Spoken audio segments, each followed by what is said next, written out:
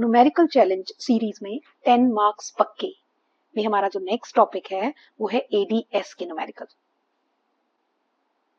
इस वीडियो में मैं आपको 10 ऐसे न्यूमेरिकल्स कवर कराऊंगी जो इस चैप्टर से रिलेटेड आपके सारे न्यूमेरिकल्स को कवर करेगा। दैट मीन्स अगर आप ये 10 न्यूमेरिकल्स कर लेते हैं तो आपके एडी और एएस के सारे न्यूमेरिकल्स कवर हो जाएंगे। तो लेट्स स्टार्ट। इस यूनिट में जो हम फॉर्मूलाज यूज करेंगे वो है number 1 income, y for income is equal to consumption plus savings. Consumption function is equal to C bar plus B Y, जिसमें सी क्या है टोटल कंजम्पशन मतलब एग्रीगेट कंजम्पशन, सी बार क्या है consumption expenditure at zero level of income जिसे autonomous consumption expenditure भी बोलते हैं, बी क्या है एमपीसी और वाई क्या है नेशनल इनकम। ऐसे ही सेविंग फंक्शन है राइट, सेविंग फंक्शन में कंजम्पशन फंक्शन में सी बार है तो सेविंग में वो क्या हो जाएगा माइनस सी बार। बी क्या है एमपीसी और 1 में से बी माइनस करो तो वो क्या आ जाएगा MPS into national income. APC का फॉर्मूला है कंजम्पशन अपॉन इनकम, एपीएस का फॉर्मूला है सेविंग अपॉन इनकम और एपीसी प्लस एपीएस 1 होता है क्योंकि हम अपनी इनकम का कुछ हिस्सा खर्च करते हैं कुछ सेव करते हैं। उसी तरह MPC is equal to change in consumption upon change in income and MPS is change in saving upon change in income. और एमपीसी और एमपीएस का टोटल भी क्या होता है 1। क्यों? क्योंकि हम अपनी बढ़ी हुई इनकम का मतलब एडिशनल इनकम का कुछ हिस्सा खर्च करते हैं कुछ सेव करते हैं। और ब्रेक इवन पॉइंट वो होता है जहां पर consumption is equal to income या फिर सेविंग इज इक्वल टू 0। इसके अलावा जो सेकंड चैप्टर है वो है इक्विलिब्रियम लेवल ऑफ इनकम और इक्विलिब्रियम लेवल ऑफ इनकम को डिटरमाइन करने के लिए हमारे पास दो अप्रोचेस हैं, एक है एएसएडी अप्रोच और एक है एसआई अप्रोच। एएसएडी अप्रोच में एएस क्या होता है इनकम और एडी होता है sum of consumption plus investment. और कंजम्पशन की अभी इक्वेशन हमने करी थी कंजम्पशन फंक्शन में that is C bar plus B Y, तो यहाँ पर हमने सी की जगह पर उसकी वैल्यू रख दी है that is C bar plus B Y और ये इन्वेस्टमेंट। तो income is equal to C bar plus B Y plus I. और अगर s is equal to I approach है तो s फंक्शन की वैल्यू क्या थी minus C bar plus 1 minus B Y is equal to investment. That means इन दो equations की हेल्प से इस और इस इक्वेशन की हेल्प से हम बहुत सारे क्वेश्चंस को सॉल्व कर सकते हैं। और मल्टीप्लायर क्या होता है k और k is equal to change in income upon change in investment. Multiplier के 3 फॉर्मूलाज होते हैं, एक change in income upon change in investment, एक 1 अपॉन 1 माइनस एमपीसी और एक 1 अपॉन एमपीएस। तो करते हैं। फर्स्ट है कैलकुलेट एपीसी, एपीएस, एमपीसी और एमपीएस। इसके फॉर्मूलाज ऑलरेडी हम कर चुके हैं तो चलिए शुरू करते हैं। APC is equal to C upon Y होता है राइट, तो यहाँ पर सी हमारे पास 80 है और इनकम 100 है तो 80 by 100, 160 by 200, 240 by 300 and 320 by 400। तो इसको कैलकुलेट कर लेते हैं। उसी तरह एपीएस कैसे निकालेंगे that is S upon Y right, और यहां पर हमें एस चाहिए तो एस क्या होता है आपको पता है income is equal to C plus S होता है और अगर हमें एस निकालना है तो हम इसको इधर ले आएंगे that is S is equal to Y minus C right. तो यहाँ पर वाई माइनस सी एस आ जाएगा तो वो कितना हुआ 100 minus 80 20, 200 minus 160 40, 300 minus 240 is 60 and 400 minus 320 is 80। तो APS कितना आ जाएगा हमारे पास saving upon income that is 20 upon 100, तो 20 by 100 then 40 by 200 then 60 upon 300 और नेक्स्ट 80 अपॉन 400 राइट। तो इसको सॉल्व करके लिख लेंगे यहाँ पर ओके जी। नेक्स्ट है एमपीसी और एमपीसी क्या होता है change in consumption upon change in income. तो चलिए, तो यहाँ पर 100 इनकम है और खर्च कितना है 80, तो यहाँ पर तो हम चेंज मेजर नहीं कर सकते। नेक्स्ट है इनकम हो गई है 100 से 200 और कंजम्पशन हो गया है 80 से 160, तो इनकम में क्या चेंज आया 200 माइनस 100, तो इनकम में चेंज 100 और कंजम्पशन क्या हो गई है 80 से 160, तो 160 माइनस 80 कितना हुआ 80, तो एमपीसी इज 80 बाय 100 ठीक है जी। फिर इनकम हो गई है 200 से 300 और कंजम्पशन हो गया है 160 से 240 दैट इज 300 माइनस 200 100, 240 माइनस 160 80, तो अगेन 100 और यहाँ 80। देन 300 से इनकम हो गई 400 और कंजम्पशन हो गया 240 से 380।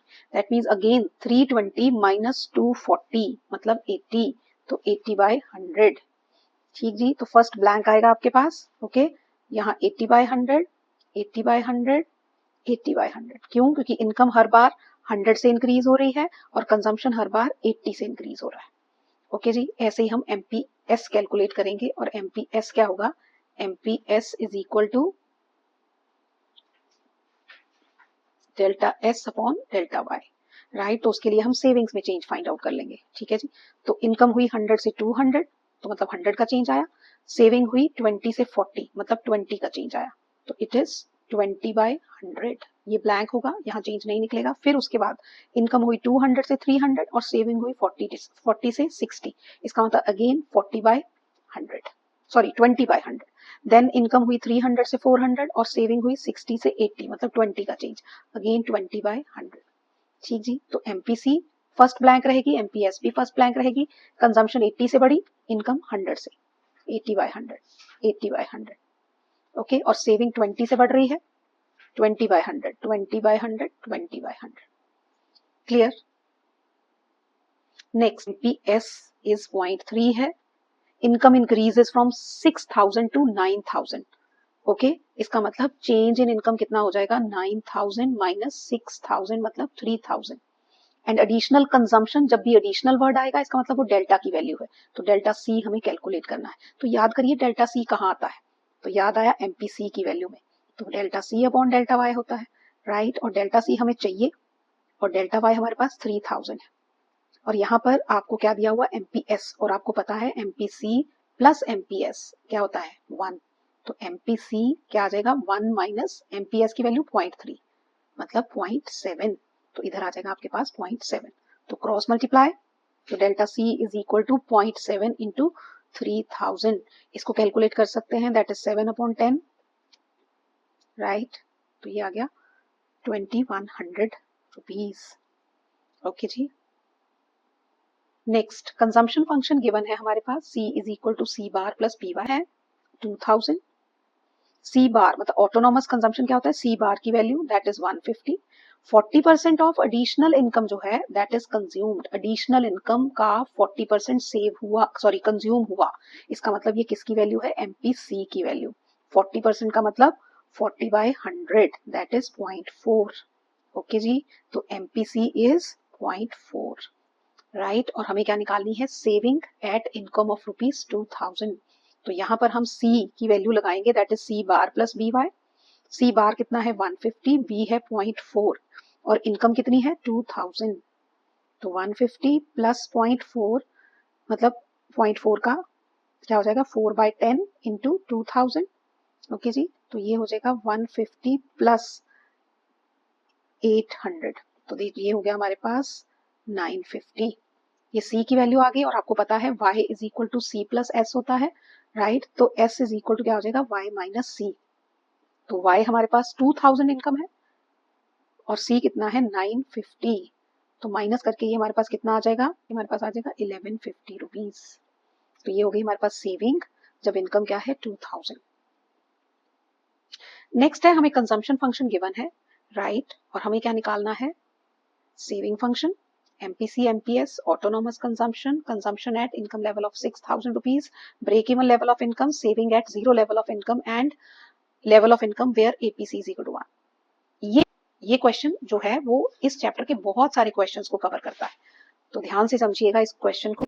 तो यहाँ पर C is equal to 120 plus 0.4y दिया हुआ है, राइट। तो C की वैल्यू क्या होती है? C bar plus B Y, जिसमें मैं बता चुकी हूँ C बार ऑटोनॉमस कंजम्पशन एक्सपेंडिचर होता है, B एमपीसी होता है और Y नेशनल इनकम और C क्या है? Consumption expenditure. और यहाँ पर C की वैल्यू क्या दी हुई है? Is equal to 120 plus 0.4y। इसका मतलब यहाँ पर C बार की वैल्यू क्या है? 120 और B की वैल्यू जो एमपीसी होती है उसकी वैल्यू क्या है? 0.4, राइट। तो ये हो गया आपका कौन सा क्वेश्चन कि ऑटोनॉमस कंजम्पशन कितनी है? That is C bar 120। MPC कितनी है? दैट इज B की वैल्यू 0.4 और एमपीएस कैसे निकलेगा? आपको पता है एमपीसी प्लस एमपीएस 1 होता है। ओके, तो एमपीएस क्या आ जाएगा आपके पास? 1 माइनस एमपीसी की वैल्यू है 0.4 यहाँ पर, तो दैट इज 0.6, राइट जी। तो इसका मतलब आपका एमपीसी एमपीएस भी हो गया, ऑटोनॉमस कंजम्पशन भी हो गया। अब आपको क्या चाहिए यहाँ पर, consumption at income level of 6000, right, consumption at income level of 6000।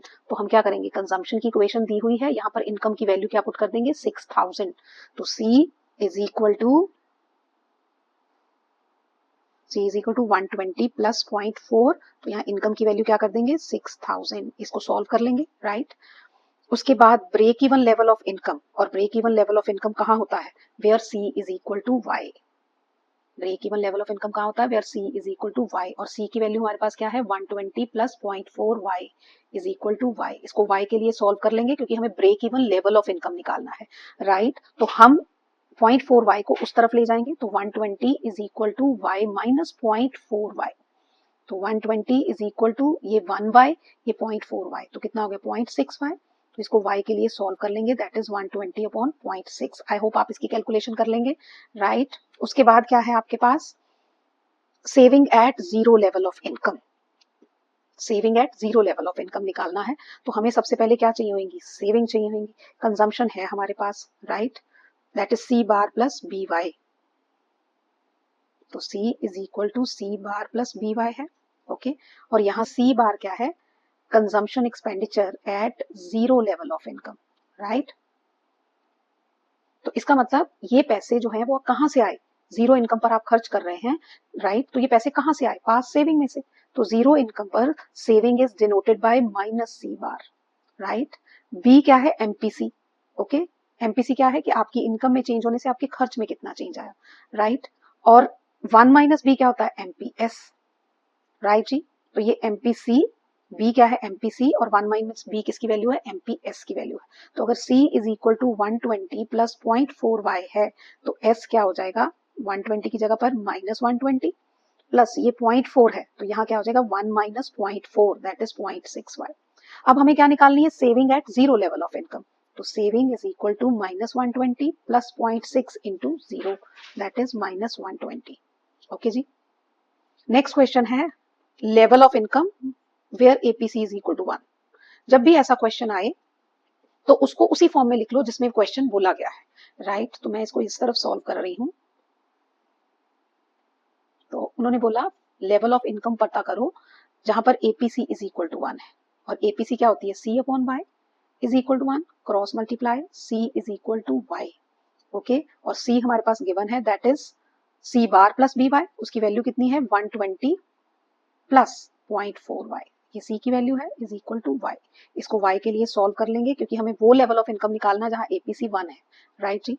तो 120 is equal to Y minus 0.4 Y, तो ये हो गया हमारे पास 0.6 Y, 120, राइट। तो ये इधर आ जाएगा, that is 120 upon 0.6 is equal to Y। तो हमने इसको Y के लिए सॉल्व कर लिया।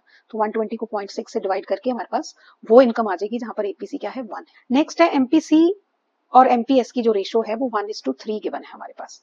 तो जब भी रेशो में होगा तो उसको सॉल्व कैसे करते हैं, तो यहाँ पर MPC और MPS जो रेशो में है दैट इज 1:3, तो MPC कितनी हो जाएगी, 1 डिवाइडेड बाय इस रेशो का टोटल, राइट। और MPS क्या हो जाएगा, 3 डिवाइडेड बाय इस रेशो का total, that is 3/4, okay. Consumption at zero level of income क्या होता है, ऑटोनॉमस कंजम्पशन, मतलब C बार। तो C बार की वैल्यू 70, हमें सेविंग और कंजम्पशन फंक्शन निकालना है। तो कंजम्पशन फंक्शन की इक्वेशन क्या होती है, C is equal to C bar plus BY, जहां पर C बार कितना है 70, B MPC that is 1/4 Y। तो इसको सॉल्व करके लिख लो, 1/4 कितना होता है, 0.25 Y। तो ये सेविंग कंजम्पशन फंक्शन आ गया। सेविंग फंक्शन क्या होगा, जीरो इनकम पर 70 खर्च कर रहे हैं, मतलब माइनस 70 हमारी सेविंग हो जाएगी, प्लस MPC 0.25 है तो MPS क्या हो जाएगी, 1 माइनस 0.25, 0.75 है, ओके।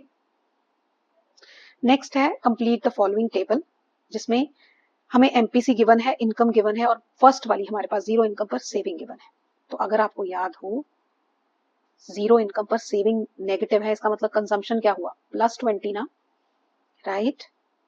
और वैसे भी अगर आपको पता है y is equal to C plus S होता है, तो y में से S माइनस करेंगे तो C आ जाएगा, और y क्या है 0, S क्या है -30, तो C कितना आ जाएगा +30, राइट। अब उसके बाद एमपीसी 0.75 है, और एमपीसी का मतलब क्या होता है कि कंजम्पशन किस रेट से चेंज हो रही है, तो इसका मतलब हर बार कंजम्पशन 75% से चेंज हो रही है। Rate of change in consumption कितनी है, 0.75, राइट। दैट मीन्स अगर इनकम 1 रुपए से बढ़ रही है तो हम 75 पैसा क्या कर रहे हैं, खर्च कर रहे हैं। ओके तो अगर पहली कंजम्पशन 30 है तो नेक्स्ट रेट ऑफ चेंज क्या है, 75। तो 30 प्लस 75 कितना हो जाएगा, 105। फिर क्या हो जाएगा, 105 फिर से 0.75, ठीक है। तो 105 प्लस 75 कितना हो जाएगा, 180। फिर 0.75, तो 180 प्लस 75 कितना हो जाएगा, 55। ओके और एपीसी का फॉर्मूला क्या होता है, सी अपॉन वाई। तो आप 30 अपॉन 0 इन्फिनिटी, तो इसको ब्लैंक छोड़ देंगे। नेक्स्ट 105 अपॉन इनकम क्या है, 100। Next 180 upon 200। नेक्स्ट 255 अपॉन 300, क्योंकि कंजम्पशन 105 है, इनकम 100 है। फिर 180 अपॉन 200, फिर 255 अपॉन 300। नेक्स्ट है estimate ex ante AD if autonomous expenditure is 50, ठीक है, and MPS is 0.2 and income is 200।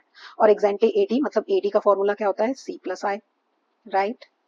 और AD is equal to C की वैल्यू क्या होती है, C bar plus B Y.